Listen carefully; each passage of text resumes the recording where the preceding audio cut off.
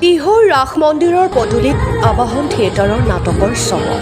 সাংবাদিকৰ চৰিত্ৰ আৰু সংবাদ মাধ্যমৰ চতুৰ্থ স্তম্ভৰ 100 টকীয়া লেতেৰা চৰিত্ৰৰ স্থান পাইছে মীনাক্ষীৰ সংগীতৰ সন্ধিয়াত। এজন সৎ সাহসী সাংবাদিক টকাৰ লোভত সত্যক ঢাকি অপপ্ৰচাৰত লিপ্ত হৈ গণতন্ত্ৰক বিক্ৰী কৰিবলৈ আৰম্ভ কৰিছে এতিয়া একাংশ সাংবাদিকে। নাটখনিৰ জৰিয়তে সমাজৰ কিছু বাস্তৱ ছবি সাংবাদিকৰ চতুৰ্থ স্তম্ভৰ শক্তি, আৰক্ষী, ধনবান ব্যক্তি, আজিকালি সত্যৰ বিপৰীতে বুজাবুজিৰ মাজেৰে সত্য পৰাজিত হোৱাৰ লগতে গাঁৱৰ মফচলীয়া সাংবাদিকৰ চৰিত্ৰও নাটখনত প্ৰকাশ পাইছে আবাহনৰ মঞ্চত। আজি দ্বিতীয় দিনাও শিলদল ভাঙি মীনাক্ষীৰ সংগীতৰ সন্ধিয়া চাবলৈ ওলাই আহিল দৰ্শক।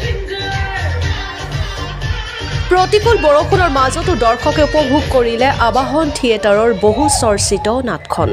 আনহাতে উফ চিকুটি নিদিবাচোন গীতটোৰ আৰম্ভণিতে দৰ্শকৰ মোবাইলৰ পোহৰে এক প্ৰকাৰ প্ৰেক্ষাগৃহ পোহৰ কৰি তুলিছে। এতিয়া ভ্ৰাম্যমানৰ বতৰ, নাট উপভোগ কৰা বতৰ। সেই বতৰৰ মাজতে এগৰাকী সাংবাদিকৰ দিনটো বাতৰি প্ৰতিবেদন প্ৰস্তুত কৰাৰ সময়ত পৰিয়ালৰ কথা চিন্তা কৰি 100 টকীয়া এটাৰ বাবে নিজকে গণতন্ত্ৰৰ মান মৰ্যাদা লাঘৱ কৰিবলগীয়া হৈছে, তাৰ এক সজাগতা সৃষ্টি কৰিছে নাটখনে। ৰাজ্যৰ ভিন্ন প্ৰান্তত ভ্ৰাম্যমান থিয়েটাৰসমূহে নাট প্ৰদৰ্শন কৰি দৰ্শকৰ মন জয় কৰিবলৈ চেষ্টা অব্যাহত ৰখাৰ সময়তে আবাহন থিয়েটাৰেও চলাই গৈছে অঘোষিত প্ৰতিযোগিতা। ভ্ৰাম্যমান থিয়েটাৰৰ প্ৰতি যেন দৰ্শকৰ আকৰ্ষণ কমা নাই, সেয়া যেন পুনৰবাৰ প্ৰমাণ হ'ল তিহুত আবাহন থিয়েটাৰৰ প্ৰেক্ষাগৃহত। আবাহন হয় থিয়েটাৰে এইবাৰে অভিজিত ভট্টাচাৰ্যৰ ৰচনা আৰু পৰিচালনাৰে মীনাক্ষীৰ সন্ধিয়া দুটাকৈ দৰ্শনীয়ে আৰু নাটখনত দৰ্শকৰ ৰাইজৰ মাজত বিপুল সমাদৰ লাভ কৰা দেখা গৈছে। আনহাতে নাট্যকাৰ অভিজিত ভট্টাচাৰ্যৰ ৰচনা কৰা নতুন সাজেৰে গিৰিত গাৰাত কইনা আহিছে নাটখনো দৰ্শকে আদৰি লোৱা পৰিলক্ষিত হৈছে। আবাহন থিয়েটাৰত এইবাৰ সুদৰ্শন চমকপ্ৰদ অভিনয়ে দৰ্শকৰ মন জয় কৰা পৰিলক্ষিত হৈছে। বিশেষকৈ নৃত্য আৰু একশ্যনত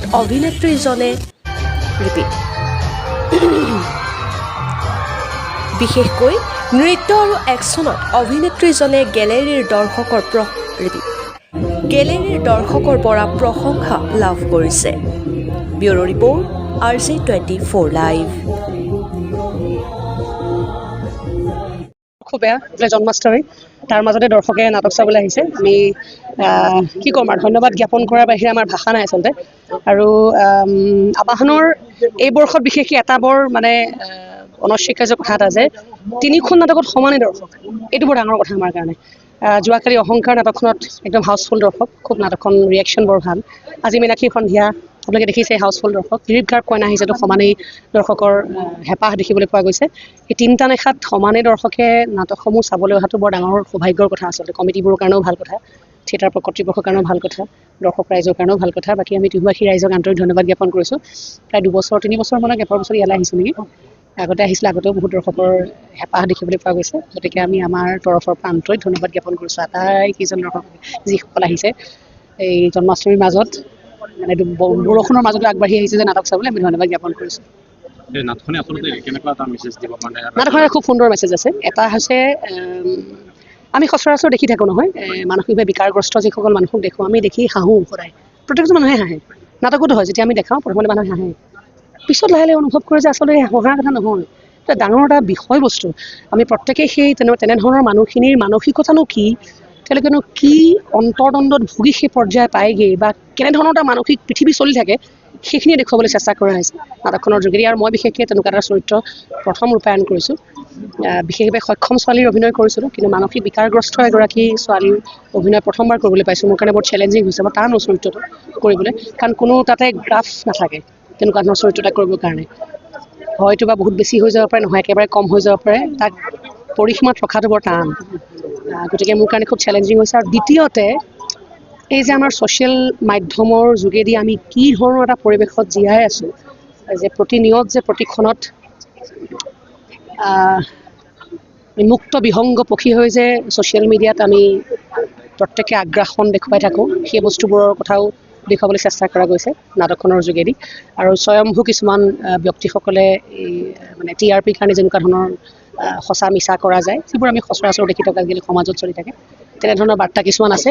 আৰু ৰাইজে কিন্তু বহুতে আহি পেলাই আমাক কৈছিল, মানে বিশেষকৈ নাটকখনৰ যিটো বিষয়বস্তু, যিটো বাৰ্তা খুব ভাল পাইছে মানুহে চাই। মনোৰঞ্জন আছে, লাগিবই মনোৰঞ্জন, তাৰ মাজতে কিন্তু এটা বাৰ্তাবহুল বিষয়বস্তু আমি আনিব লাগিব দৰ্শকৰ মাজলৈ। গীতটোৰ বিষয়ে কি ক'ব? গীতটো জনপ্ৰিয় হৈছে বহুত। গীত তিনিটাই জনপ্ৰিয় হৈছে এইবাৰ আবাহনৰ। এইটো চিকুটি নিদিবা এইখন নাটকৰ, মৰম জানো এনেকুৱা সংকাৰ নাটকখনৰ, আৰু বেয়া পাবানে কি কোৱা, সেই গানটো হৈছে নতুন সাজেৰে গিৰিপ গাৰ্প কইনা আহিছে। তিনিখন নাটকৰে তিনিটা গানো জনপ্ৰিয় হোৱাটো কম কথা নহয়, দৰ্শকে আদৰি লৈছে। আৰু বাকী গীতসমূহ আদৰি লওক, নাটকসমূহো আদৰি লওক, নাটক চাওক, আটাইয়ে নাটক চাওক, তাৰে কামনা কৰিছোঁ। ডিজিটেল মিডিয়াৰ সাংবাদিকৰ এটা চৰিত্ৰ প্ৰকাশ পাইছে আচলতে। কেনেকুৱা বাৰ্তা দিব ৰাইজলৈ? নহয়, আচলতে যিবোৰ হৈ থাকে আমি সেইবোৰে দেখুৱাওঁ ন নাটকত আচলতে আমি সমাজৰ এখন প্ৰতিচ্ছবি, এতিয়া সমাজত চলি থকা মানসিক বিকাৰগ্ৰস্ত ছোৱালী এজনীৰ চৰিত্ৰ আমি দেখুৱাইছোঁ। এজন খুব উচ্চাকাংক্ষী ব্যৱসায়ী, যি নিজৰ ব্যৱসায়ৰ নামত এটা পৰিয়াল, এজনী ছোৱালীৰ জীৱন ধ্বংস কৰি পেলালে, তেনেকুৱা এটা চৰিত্ৰ দেখুৱাইছোঁ। স্বয়ম্ভূ কিছুমান সাংবাদিক থাকে, যিসকলে নিজে কোনো ধৰণৰ তেওঁলোকৰ অস্তিত্ব নথকা কিছুমান সাংবাদিক আমি দেখিবলৈ পাওঁ, যিসকলে খুব সততাৰে নিষ্ঠাৰে কাম কৰি আছে। তেওঁলোক আমাৰ কাৰণে নমস্য, সদায় নমস্য।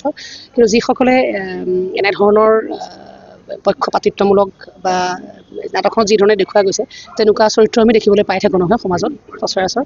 গতিকে সমাজত চলি থকা চৰিত্ৰসমূহহে আমি দেখুৱাবলৈ চেষ্টা কৰিছোঁ। আৰু তাৰ পৰা ৰাইজে বিশ্লেষণ কৰিব কোনবিলাক আমাক লাগে, কোনবিলাক আমাক নালাগে। সেইটো নাটকসমূহৰ বাৰ্তা আচলতে।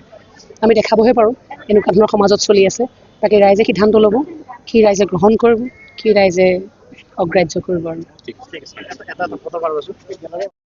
নমস্কাৰ, চালোঁ, সঁচাকৈ বৰ ভাল লাগিছে। আৰু নতুন চাবৰ কাৰণে এইখন ড্ৰামা বৰ অতিকৈ সুন্দৰ, আৰু বহুতকেইটা দিশ আছে নাটকখনৰ। আচলতে আন্তঃগাঁথনিটো খুবেই ভাল লাগিছে।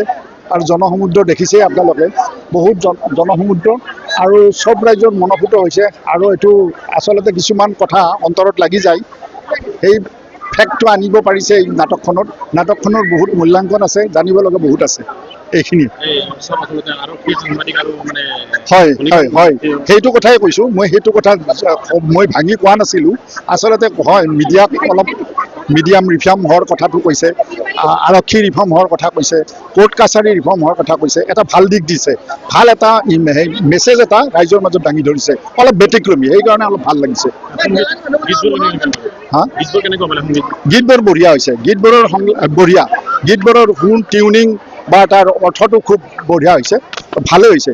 আৰু শুনিবলৈ বৰ অতি সুন্দৰ হৈছে, অতি মধুৰ হৈছে। দৰ্শক ওলাই আহিছে, আৰু আজি দৰ্শকটো দেখিছে ফুল শ্ব', আৰু ছেকেণ্ড শ্ব' হ'বই। এইটো এটা হাউচফুল হৈছে, ৰাইজৰ মনোগ্ৰাহী হৈছে, আৰু খুব অতি সুন্দৰ আৰু অতি ভাল লগা হৈছে। সেইটোৰ কাৰণে আমি কওঁ, আৰু এই চকতে আপোনালোকৰ মিডিয়াৰ জৰিয়তে এই আবাহন থিয়েটাৰটো আবাহন ইজ আবাহনৰ আনকনকাৰেবল। আবাহনক কহিনুৰক কোনো ডাউন দিব নোৱাৰে। গতিকে আবাহন সদায় থাকক, প্ৰস্তুতি বাদ, আমি আশীৰ্বাদ কৰিছোঁ। তেখেতৰ দৰে এজনী ছোৱালী মহিলাই যে এনেকৈ আগবাঢ়িছে, সেইটোৱেই আমি আচলতে বাখনে ল'বলগীয়া।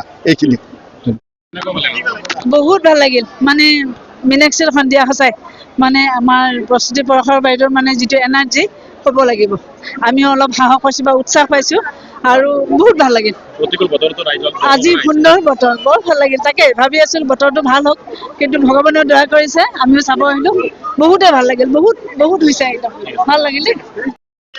ভাল হৈছে, ভাল লাগিছে, ভাল লাগিছিল। দুৰ্দান্ত অভিনয়, ষ্টেমিনা। নাটখনৰ বিষয়ে ঠিকে আছে, বঢ়িয়া, বহুত নতুনত্ব দেখিছে, ভাল লাগিছে। নতুনত্ব দেখুৱাইছে, নতুনত্ব টপিক ভাল লাগিছে, ভাল লাগিছে।